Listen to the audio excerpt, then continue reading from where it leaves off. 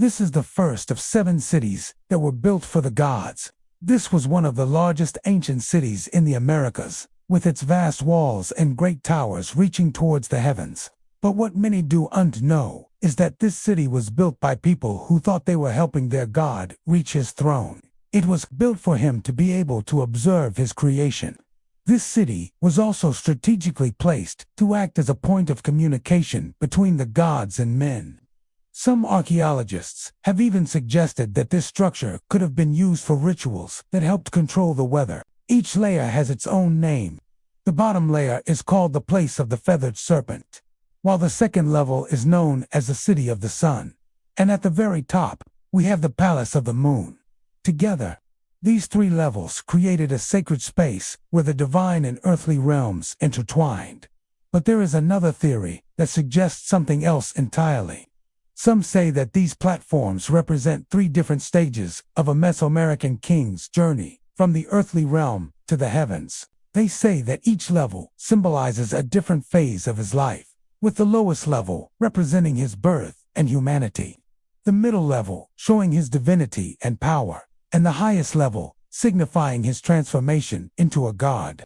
This pyramid alone had a massive impact on how the rest of the city would be laid out. The streets were designed to be perfectly straight, creating a grid system that divided the city into equal parts. This made it easier to navigate the city and also helped to align it with the cardinal directions. Some scholars even believe that the layout of the city itself was meant to mirror the heavens above, with the central plaza serving as the focal point of the city and the surrounding buildings, arranged to resemble the stars in the sky.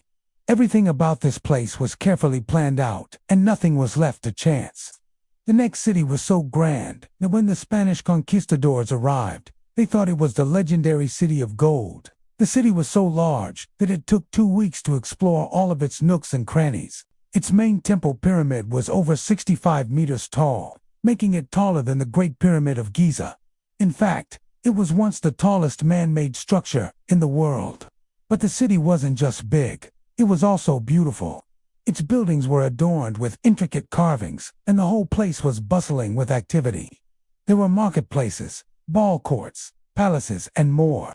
It was a true marvel of the ancient world. But this city, too, was built for the gods. The Aztecs believed that the earth was a flat disk surrounded by water, and that their city was at the center of it all. They believed that the sun god needed to be reminded of the beauty of the earth every morning when he set out on his journey across the sky. So they built the city of gold to serve as a beacon for the sun god. Every morning, the priests would light a fire at the top of the pyramid, and the flames would dance and flicker in the wind, reminding the sun god of the warmth and light that he brought to the earth. As the sun rose higher in the sky, the fire would grow larger until it was a roaring blaze that could be seen for miles around. Then, as the sun god reached his highest point in the sky, the priests would offer up precious jewels and other valuables to the flames. These offerings symbolized the treasures of the earth and were meant to remind the sun god of the beauty and abundance of his domain. 3. Teotihuacan was an ancient city located in the Valley of Mexico.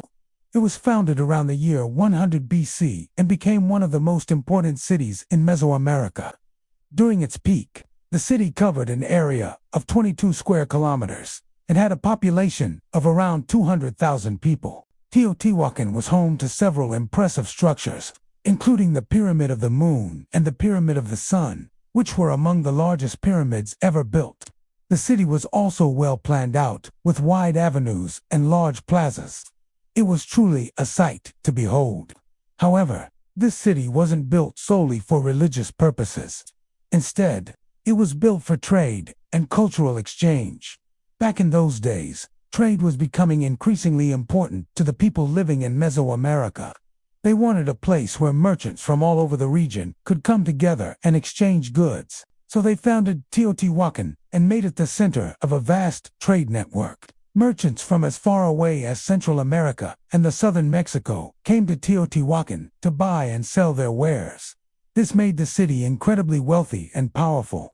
It also made it a hub of cultural exchange, as merchants brought with them the latest news and ideas from all over the region. But the city didn't just attract merchants. People from all walks of life came to Teotihuacan, including artists, craftsmen, scholars, and politicians. All of these people contributed to the city's vibrant culture and helped to make it one of the most important cities in Mesoamerica. If you think that's impressive, wait till you hear about the next city. The ruins of this ancient city can be found in the jungle markets of Belize. Over 1,000 years ago, it was a bustling metropolis with towering temples and a population of over 100,000 people.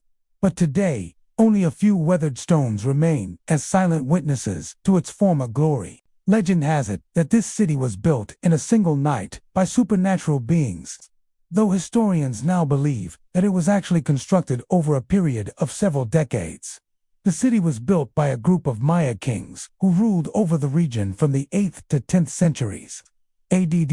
These kings were known for their wealth and their love of luxury, and the city was no exception. But this city, too, was built for the gods. The Maya people were deeply religious, and they believed that their gods lived in the sky. They built their city in such a way that it would please the gods and keep them happy. They aligned the main road of the city with the Milky Way, and each of the 9 blocks within the city represented one of the 9 gods of the underworld. They also built large temples dedicated to each god, complete with altars and thrones for their worship. But despite the religious overtones, the city was also a hub of trade and culture. The Maya people were skilled traders, and they used their wealth to buy goods from all over Mesoamerica. They also had a thriving art scene and produced some of the most beautiful sculptures and pottery ever seen. But unfortunately, the city's glory was not destined to last. By the 10th century, the Maya civilization had collapsed and the city was abandoned. Today, only a handful of tourists come to see the ruins, but it's still an amazing place to explore. If you ever get the chance to visit, I highly recommend it. The next city was built in honor of the feathered serpent god, Quetzalcoatl. The city was so important to the Aztecs that they considered it to be the birthplace of their civilization. But the city didn't just hold religious significance. It was also a major political and economic center. The Aztec Empire was huge, and its capital city was at the heart of it all. From here, the emperor ruled over his vast domain and controlled trade routes that stretched across Mesoamerica. But the city wasn't just about power and money. It was also a place of great beauty. The Templo Mayor, or Great Temple, was a massive structure dedicated to the gods Huitzilopochtli and Tlaloc. It was over 65 meters tall and had a staircase leading to the top of its pyramid. But the city's beauty was not just limited to its religious buildings. The streets were lined with merchant stalls selling everything, from food to jewelry. There were also public buildings, palaces, and homes for the common people.